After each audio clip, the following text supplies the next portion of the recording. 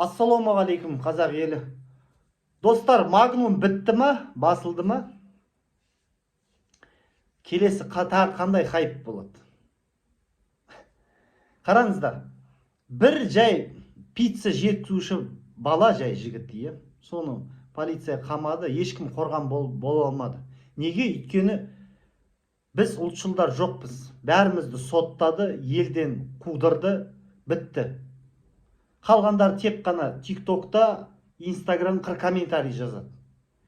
Ешкім Алматы қаласын бір 40-50 адам жиналып, Магнумға кірмеңдер деп бір акция жасаған жоқ. 17 миллион қазақ сол жігіттен бірдемесе күтіп отыр.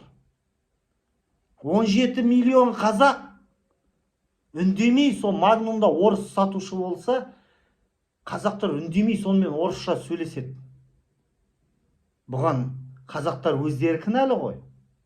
Кім, қандай бір алпамыс батыр келіп өзгеріс жасамайды?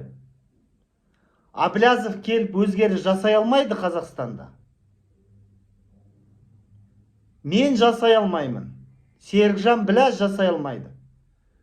Халық өзі көзін ашып, саяси сауатын ашып, осындай белсенділерді өз ойын жеткізе алатын, көш бастай алатын адамдарды сіздер ел болып бізді қолдамасаңдар, ел бол. Ешқандай өзгеріс болмайды. Кейбіреулер айтады, қазір Украина женсе, Ресей ыдырайды.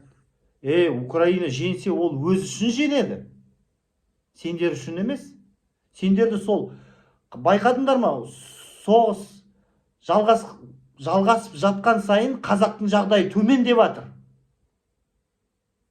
Неге? Өйткені бүкіл ақша сол соғысқа Қазақстан пенсионный фондынан 173 миллиард сендердің қазақтың ақшаларын кетті соғысқа. Сендер оны білмейсіңдер да. Неге? Өйткені саясатқа араласпайсыңдар. Сондықтан саясатқа араласу керек халық. Өз-өзіне сұрақ қою керек. Сен 30 жыл әке-шешең пенсияны ақшасын жинады, ол кетті, жоқ болып кетті. Сен мал емессің ғой, сен адамсың, сен 30 жыл бұл ақшаны жинадың.